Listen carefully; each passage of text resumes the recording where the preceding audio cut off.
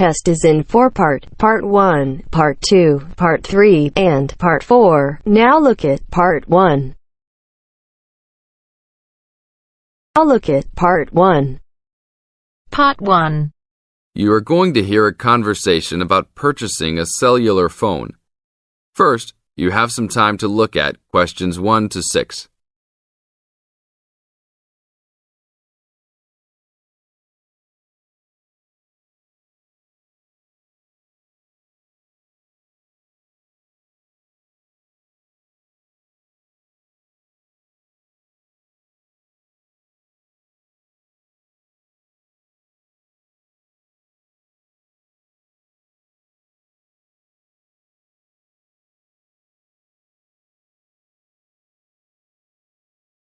Now listen to the tape and answer questions 1 to 6.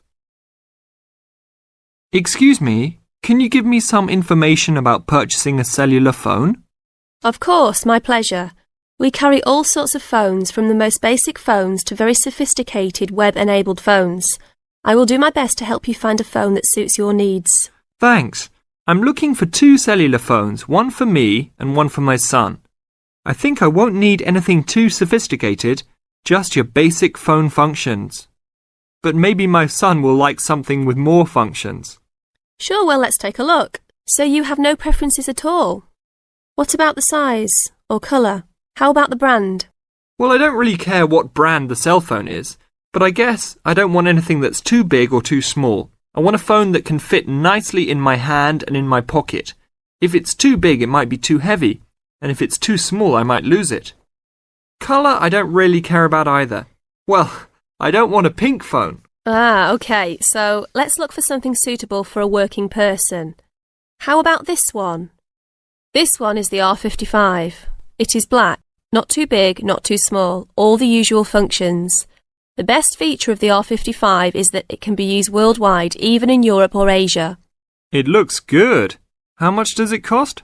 It is only $100. If you sign up for a calling plan, then we will give you a $50 discount on the phone. How old is this model, though? I don't want anything that's too old. This model was introduced into the market about 3 years ago, so it is a bit older, but be assured it will still work fine. Well, I think I still want something not as old. How about from last year? Any good phones from around that time? Yes, there are some. How about this one? It's the new model of the phone you just looked at, called the W55. Most of the features are the same. There are some new features on the W55 though. The battery will last up to 2 days longer, and the overall weight of the phone is lighter. How much is this one? This is selling for $150. If you purchase it along with a phone plan, then it will be only $100. OK, I think I'll take this one.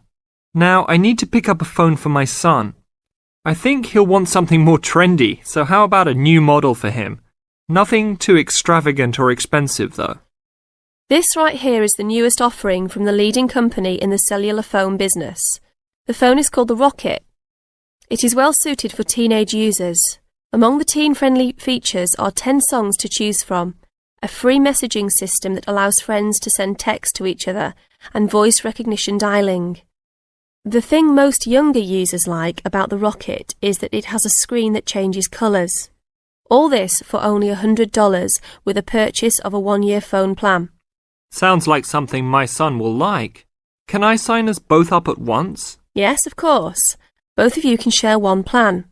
You will pay only $50 a month for both of you to share a plan. That's it? Only $50 a month? Yes, that's all. Now look at questions 7 to 10.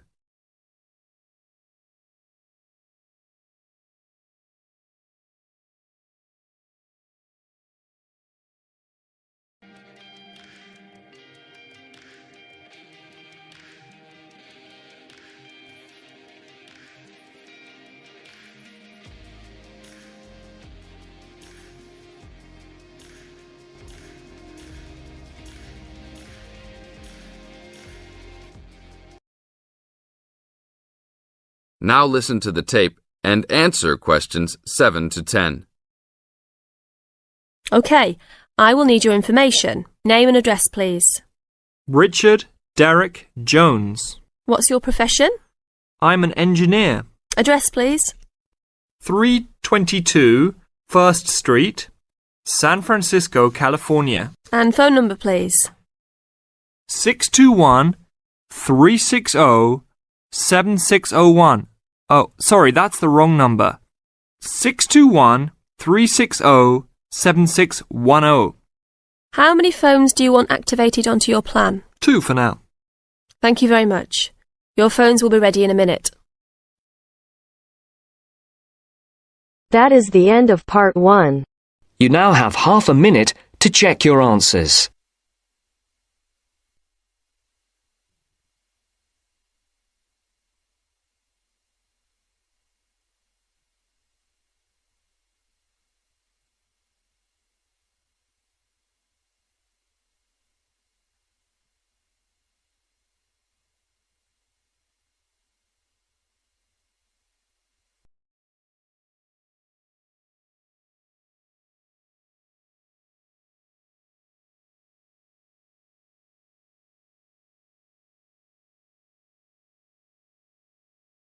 Now turns to part 2. Part 2. You will hear a trainer giving a talk to people who want to learn outdoor survival skills. First, you have some time to look at questions 11 to 16.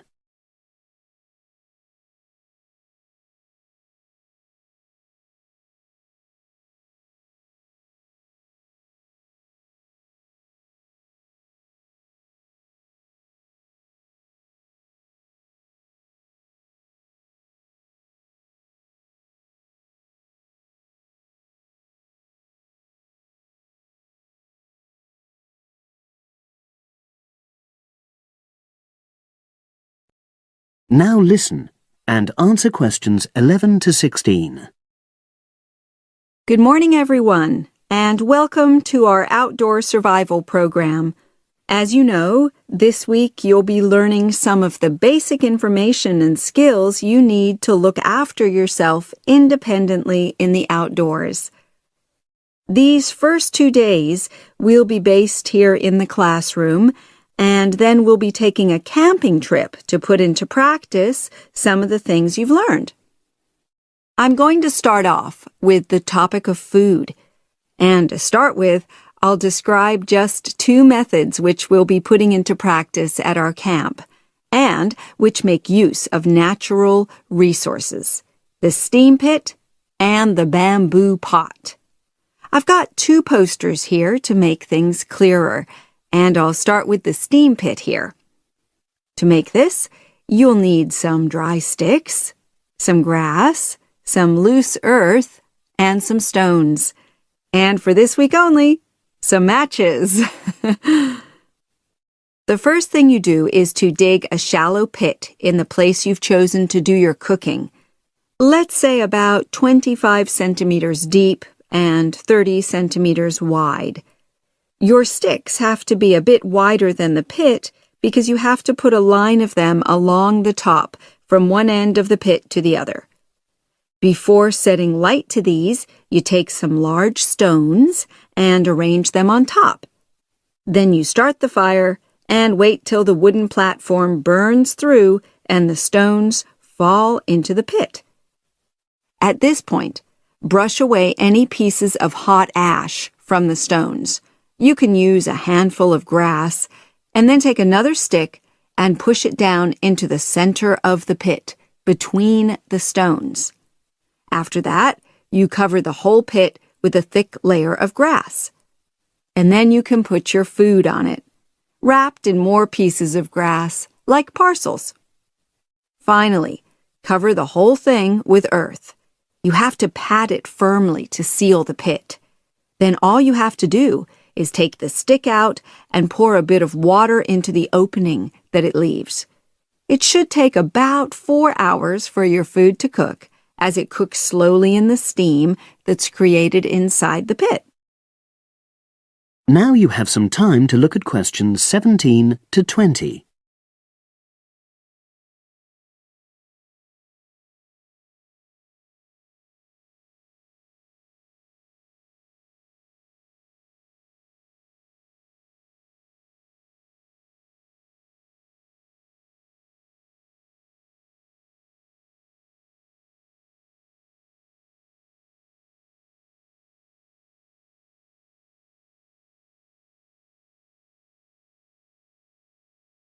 Now listen and answer questions 17 to 20. So, simple but effective. The other method you're going to practice this week is the bamboo oven. Now, the steam pit is ideal in certain conditions because the heat is below ground level. For example, if there's a strong wind and you're afraid a fire might spread. But when it's safe to have an open fire, you can use the bamboo oven method. You get a length of bamboo, which, as you probably know, is hollow and consists of a number of individual sections with a wall in between. You use a sharp stick to make a hole in each of the dividing walls apart from the end one. Then you lean the bamboo over a fire, with the top propped up by a forked stick and the bottom sitting on the ground. You pour enough water in the top to fill the bottom section, and then light a fire underneath that section to heat the water. Then you put your food inside the top section, and the steam coming up the bamboo through the holes you made cooks it. I'm going to move on now to food itself and talk about some of the wild plants you might cook. I'm going to begin with fungi. That's mushrooms and toadstools. I'm sure you'll be aware that some of these are edible and they're delicious, but some of them are highly poisonous. Now, whether they're poisonous or not, all fungi that you find in the wild should be cooked before eating, because that helps to destroy any compounds in them that might be mildly toxic. But be aware that any amount of cooking won't make poisonous varieties any safer to eat. Unless you can definitely identify a fungus, you should never eat it. It's not worth the risk. And you need to be really sure, because some fungi that are poisonous are very similar in appearance to certain edible varieties. They can easily be mistaken for each other. So, having said all that, fungi are delicious when they're freshly picked, and although they are only moderately nutritious, they do contain minerals which the body needs. I'll move on now to leafy plants, which are generally... That is the end of part 2. You now have half a minute to check your answers.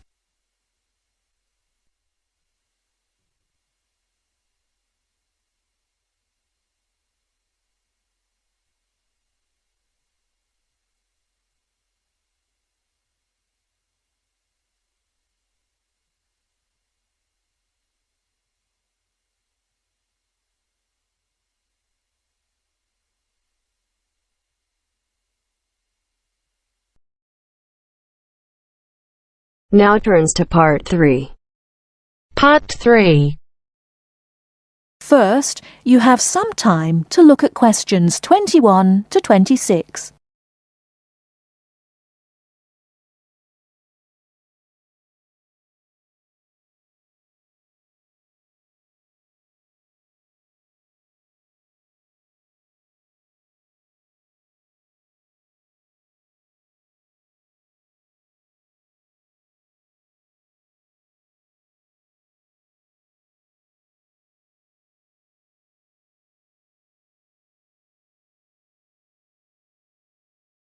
Now listen carefully and answer questions 21 to 26.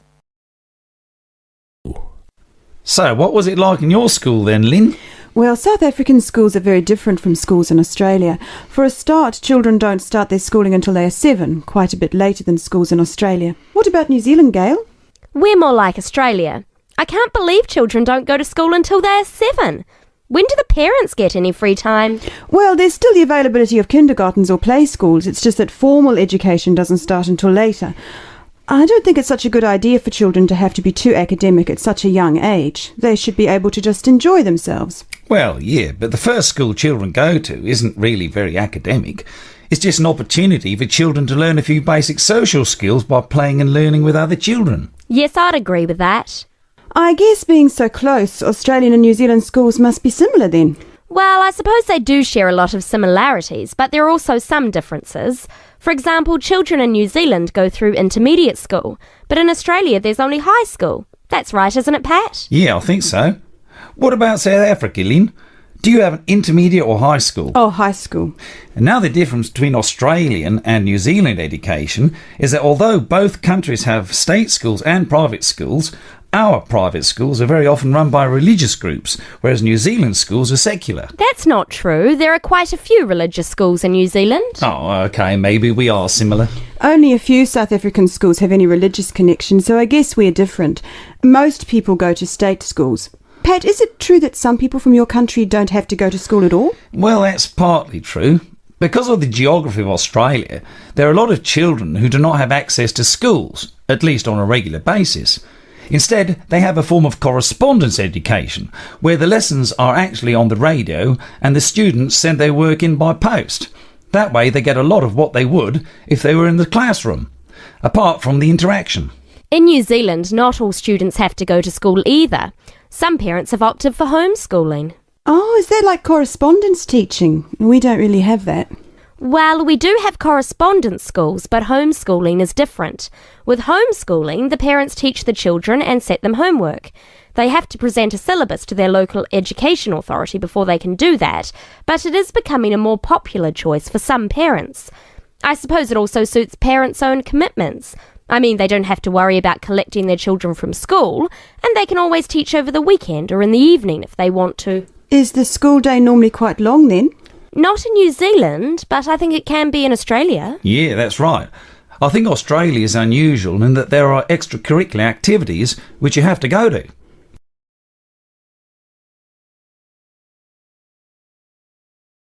Before you hear the rest of the talk, you have some time to look at questions 27 to 30.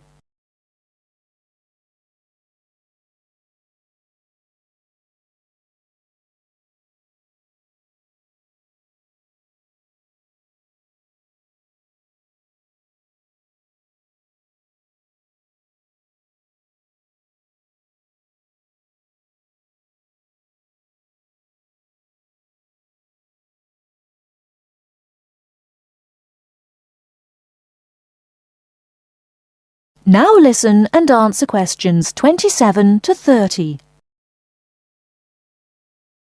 These are normally sport activities, but there are a few other options. We have activities after school for any student that is interested, but they aren't compulsory. What about in New Zealand, Gail? I had to do some sport every week. I didn't really like it, but it was part of the school day, so I guess that's not so bad. Anyway, I spent 2 years at boarding school, so things were a little different. Boarding school? What was that like? Well, the thing I remember most about it was the strict dress code. There were restrictions on everything. You had to wear a school uniform almost all of the time, and it had to be cleaned and ironed. The length of your skirt had to be no less than 1 inch above your knees when kneeling down. Sometimes we used to go out on school trips or just at weekends with a few friends, but whenever we were outside the school we had to wear a hat. There was one teacher who always used to give me extra homework because my socks weren't pulled up, and that was in the school late in the evening.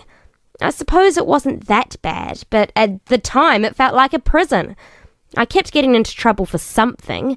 Most of the time I forgot something, normally my school badge.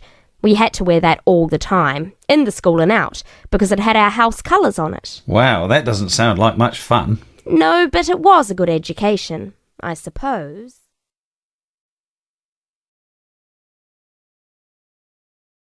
That is the end of part 3. You now have half a minute to check your answers.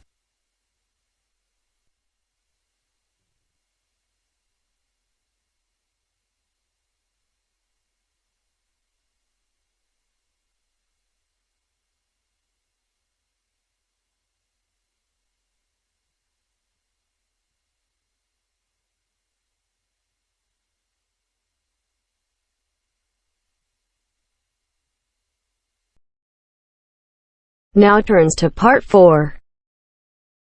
Part 4. Going to hear a conversation between two students. They are talking about the English bars. As you listen, complete the notes below First, you have some time to look at questions 31 to 40.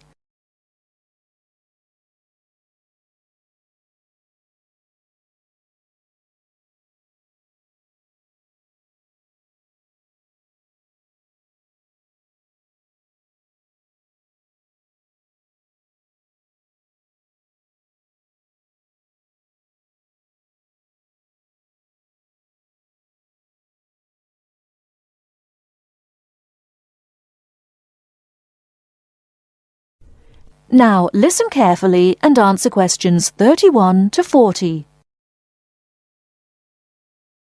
Kevin, could you tell me something about the bars? I have never been to a bar. You see, Steve, my classmate, has invited me to go to a bar tonight. I see. You know, the word bar means a room in a pub. We say the bar when we mean the part of that room where drinks are kept. Soon after you go into the pub, you'll realize that nobody comes to the tables to take orders or money. Instead, customers go to the bar to buy their drinks. I see. People will go to the bar directly to get their drinks and don't wait for someone to come to take their orders. That's right. People don't queue at the bar, but they do wait till it's their turn. Oh, how do I pay? I mean, do I pay directly after I get the drink? Or do I have to wait till I'm ready to leave like I do in a restaurant? It's not the custom to pay for all your drinks when you're ready to leave. Instead, you pay at the bar each time you get drinks. It helps if you're ready to pay as soon as you're served, and you'll notice that many people wait with their money in their hands. I see. Do I have to give a tip? No, it's not the custom to give a tip. It's very common for friends to buy their drinks together in rounds. This means that each person takes a turn to buy drinks for everybody in the group. It's faster and easier, both for you and for the person serving, if drinks are bought in this way. Naturally, you don't have to have a drink in each round if you don't want one. That's interesting. When you're looking for somewhere to sit, remember that people have to leave their seats to get drinks, etc. So an empty seat may not in fact be available to you. If you're not sure whether a seat is free, ask someone sitting near it. When it's time for another drink, people usually take their glasses back to the bar to be filled again. If you're leaving, the friendly thing to do is to take your glasses back to the bar, thank the person who's been serving you, and say goodbye or good night. Thank you, Kevin. This helps me a lot. By the way, what kind of drinks are available in pubs? Well, you can get both alcoholic and non-alcoholic. Beside alcoholic drinks, such as beer and wine, there is cider, which is made from apples, usually sold in bottles, port, a type of thick sweet wine from Portugal, sherry, which is a type of wine from Spain, and spirits. These are a kind of strong alcoholic drinks such as whiskey and brandy. What about non-alcoholic? I don't drink alcohol. Well, they offer all kinds of fruit juices, such as orange and tomato. These drinks are usually sold in small bottles. And soft drinks, we often call sweet drinks, like Coke and Fanta. They are normally sold in small bottles or cans. And lemonade, which is a clear and sweet drink made with carbonated water. They also serve cordials. What are cordials? Cordials are strong and sweet drinks tasting of fruit, such as lime cordial, black currant cordial. They are often added to other drinks or drunk with water. I don't like sweet drinks. Are there any other non-alcoholic drinks? Yes, mineral water, but it's not available in all pubs. Kevin, one more question. What is VAT? I saw this on most goods in Britain. Well, VAT stands for Value Added Tax. The price shown on most goods in Britain includes a tax of 15%. If you use the retail export scheme, this tax can be returned to you if you take the goods with you when you leave Britain. You may have to spend a certain sum of money before you qualify for the scheme, and you'll have to show your passport. Ask in the shop if they operate the retail export scheme. If they do, the shop assistant will explain how you can get the tax back and fill in a form with you. VAT is also charged on hotel, restaurant bills, theater, cinema tickets, and car hire. Are these refundable? No, it's not refundable in these cases. Thank you very much. I really learned a lot.